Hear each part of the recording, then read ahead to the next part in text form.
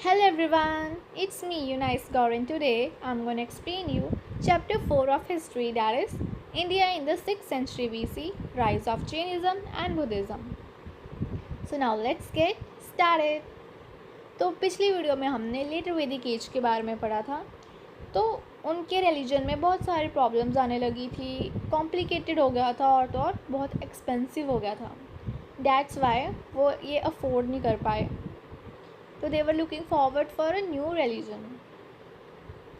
तो इसीलिए new religion आए भी, दो आए, Jainism and Buddhism.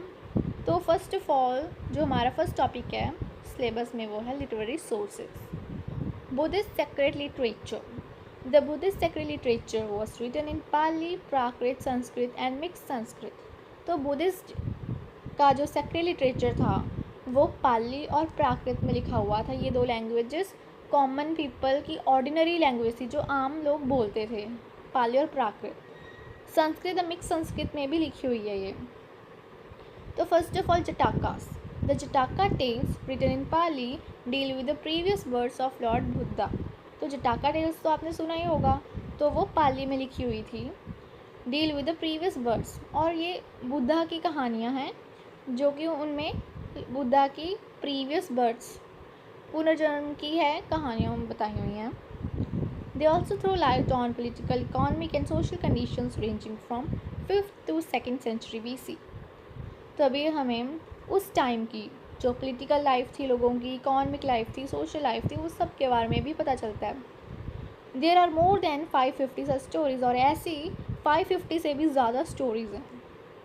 Second, the three Pitakas. The three Pitakas, three baskets, are also written in Pali। ये भी पाली में लिखी हुई हैं जो ऑर्डिनरी लैंग्वेज थी। दीज थ्री बुक्स आर, और त्रिपिटाकास में थ्री बुक्स हैं। Sutta Pitaka which contains the Buddhist teachings and sayings of the Buddha.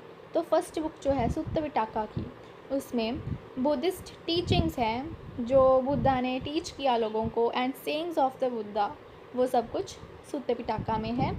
इसके अलावा it tells about the origin of universe and the unnatural character of the caste system. इसके अलावा सुत्त पिटाका में ये भी है कि यूनिवर्स की कैसे शुरुआत हुई, एंड कास्ट सिस्टम के बारे में भी इस सुत्त पिटाका में लिखा हुआ है। The Buddhist ideas of karma, rebirth and nirvana are also found in this book. तो ये तीन जो आइडियाज़ है कर्म, रिवर्थ और निर्वाण के, ये भी सुत्त पिटाका में हैं। नाउ सेकेंड बुक है वो है Abhidhamma Pitaka. It presents a philosophical interpretation of the doctrines contained in Sutta Pitaka। तो अभी अभिधम्म पिटाका में क्या है, इसमें फिलोसफिकल इंटरप्रटेशन है, मतलब ये एक्सप्लेन करती है जो भी लिखा हुआ है सुत्त पिटाका में। It is written mostly in the form of question and answer. और ये कैसे एक्सप्लेन करती है, एक्सप्लेन तो करती है, ये क्वेश्चन आंसर की फॉर्म में लिखा हुआ है ताकि बेटर समझ आए। थर्ड बुक जो थी ये थी विनय पिटाका की। Contains rules for the guidance of the Buddhist monks and nuns. तो विनय पिटाका में रूल्स एंड रेगुलेशंस लिखे हुए हैं जो कि बुद्धिस्ट मॉन्क्स एंड नन्स को फॉलो करने हैं।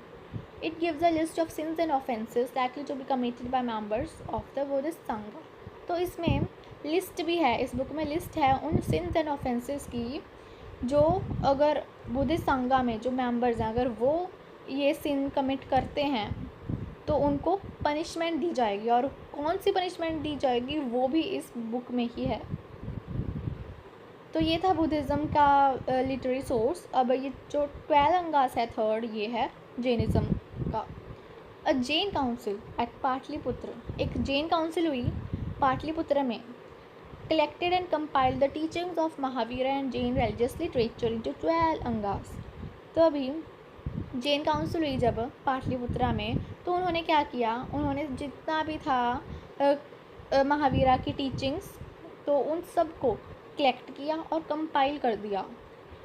जैन रिलीजियस लिटरेचर को सब कुछ उन्होंने कंपाइल कर दिया इनटू 12 अंगास। ठीक है, तो महावीरा की जो टीचिंग्स थी और जैन रिलीजियस लिटरेचर, इन दो चीज़ों को उन्होंने 12 अंगास में कंपाइल कर दिया। The 12 Angas contain the rules for Jain monks and teachings of Jain तीर्थंकर और स्पिरिचुअल गुरुज। तो अभी 12 अंगास में है क्या, इसमें रूल्स हैं जैन मॉन्क्स के और जैन तीर्थंकर्स की टीचिंग्स है, और जैन तीर्थंकर कौन है? स्पिरिचुअल गुरुज, जो कि 24 हुए हैं जैन तीर्थंकर, और लास्ट एंड 24th जो गुरु थे वो थे Mahavir. These works written in Ardhamagdi are divided into many subsections or parts such as Upangas, Prakirna, Sutras and other texts. Now अभी जो ये वर्क्स हैं ये अर्धमगधी में लिखे हुए हैं, ठीक है, अर्धमगधी में लिखे हुए हैं, ये भी एक ऑर्डिनरी लैंग्वेज थी. Are divided to many subsections or parts such as Upangas, Prakirna, Sutras and other texts. तो जो अभी ये 12 अंगास थे ये फर्दर सबसेक्शंस या पार्ट्स में डिवाइडेड थे, जैसे उपांगास, प्राकीर्णा, सूत्रास, ठीक है, ऐसे करके सबसेक्शंस में डिवाइडेड थे. ना आर्कियोलॉजिकल सोर्सेज नहीं है हमारे सिलेबस में, और brief political history of India in 6th century भी नहीं है. Reasons why Magadha became a powerful kingdom भी नहीं है. कॉजेज हैं, causes which favoured the rise of Jainism and Buddhism. Besides intellectual unrest, there were many social and economic inequalities existing during the 6th and 5th centuries BC. तो अभी intellectual unrest मतलब जो religion, तो बहुत सारे intellectual unrest हो रहा था, ठीक है. There were many social economic inequality, social economic inequalities हो गई थी 6th और 5th सेंचुरीज़ में, ठीक है. People wanted a different kind of society and a different system of religion. तभी पीपल को, लोगों को एक अलग सोसाइटी चाहिए थी और एक अलग रिलीजन चाहिए था, न्यू चाहिए था उनको. Causes which favour the rise and growth of Jainism and Buddhism were as follows. ना अभी जैनिज्म एंड बुद्धिज्म का कॉज क्या है कि इनको क्यों आना पड़ा, तो अभी यही पढ़ेंगे कि कौन सा अनरेस्ट हुआ. ये सारे पॉइंट्स उसके ही हैं कि क्या हुआ था जो इनको जैनिज्म एंड बुद्धिज्म को फॉलो करना पड़ा. फर्स्ट, रिचुअलिस्टिक वैदिक religion. The simple religion of the early Aryans was replaced by meaningless rituals and complicated ceremonies. ना जो सिंपल रिलीजन था ना, जो अर्ली आर्यंस का, जो अर्ली वैदिक एज में था, वो था was replaced by meaningless rituals and complicated ceremonies. वो लेटर वैदिक में आके क्या हो गया, मीनिंगलेस रिचुअल्स और ऐड हो गई और कॉम्प्लिकेटेड सेरेमनीज, जो सेरेमनीज थी वो भी कॉम्प्लिकेटेड हो गई थी. The rights and rich ceremonies were to costly, और तो और जो राइट्स एंड सेरेमनीज थी वो और भी ज़्यादा बहुत एक्सपेंसिव हो गई थी ऑर्डनरी पीपल टू परफॉर्म, जो कि जो आम लोग थे वो परफॉर्म नहीं कर पा रहे थे, वो अफोर्ड नहीं कर पा रहे थे. They became discontented with the religious beliefs and practices of that age. इसलिए वो जो अपना बिलीफ था वो कम करने लगे थे, वो डिससेटिस्फाई हो गए थे जो उस एज की जो प्रैक्टिसेस थे, क्योंकि उनको वेद वगैरह समझ तो आ नहीं रहे थे, तो इसलिए कह रहे थे कि ये इतना एक्सपेंसिव हम कैसे करें. Second, killing of animals to perform sacrifices. तो एनिमल सेक्रीफाइसेस भी हो रहे थे. The simple sacrifices of the early Vedic period were discarded and replaced by expensive yajnas. तो अर्ली वैदिक एज में तो सिंपल सेक्रीफाइसेस हो रहे थे, लेकिन अभी लेटर वैदिक एज में क्या हो गया था, वो एक्सपेंसिव यजनास रिप्लेस कर दिया था, मतलब एक्सपेंसिव यजनास होने लगे थे.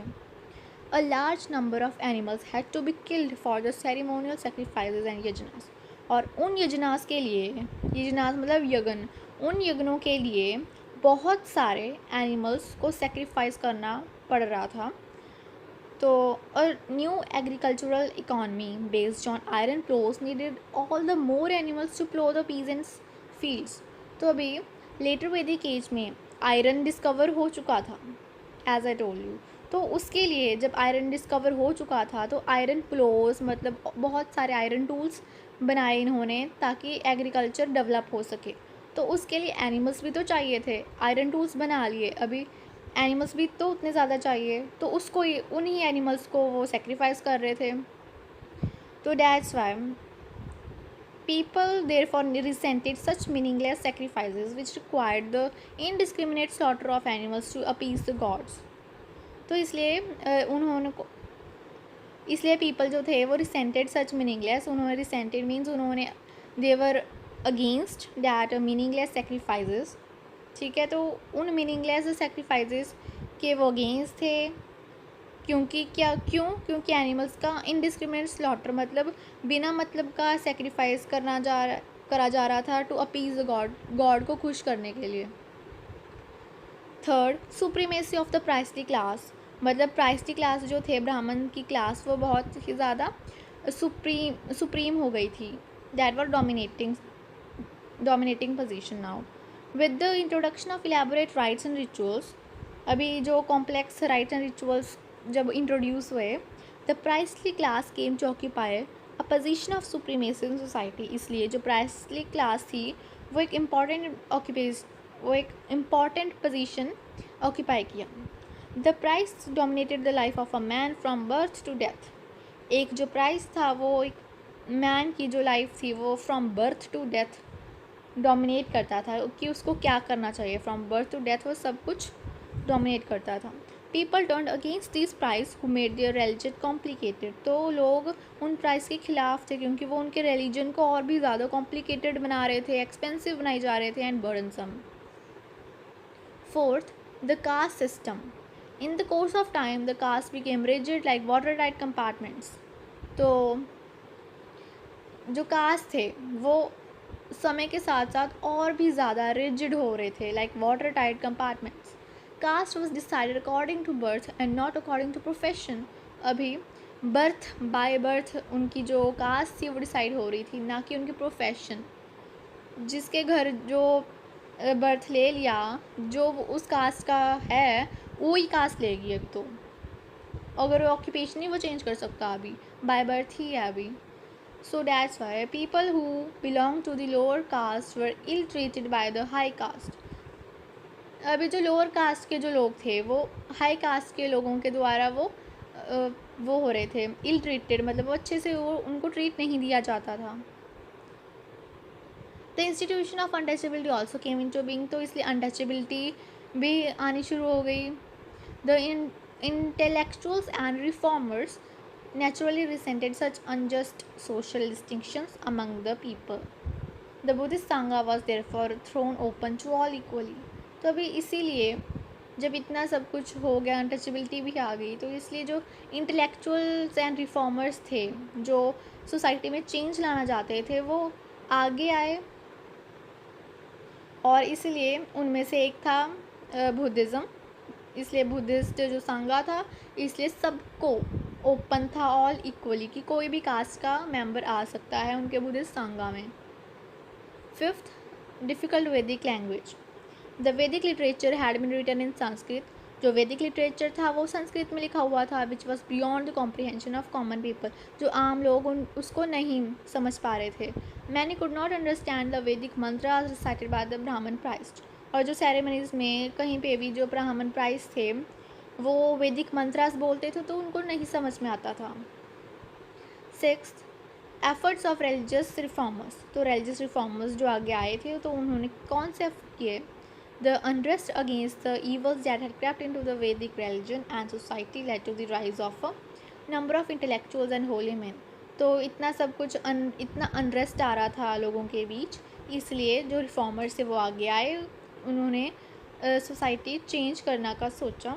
They questioned the efficacy of meaningless rights and supremacy of priestly class. तो उन्होंने रिफॉर्मर्स ने क्वेश्चन किया मीनिंगलेस राइट्स के ऊपर एंड सुप्रीमेसी जो थी हो रही थी प्राइसली क्लास, क्वेश्चन किया इन्होंने।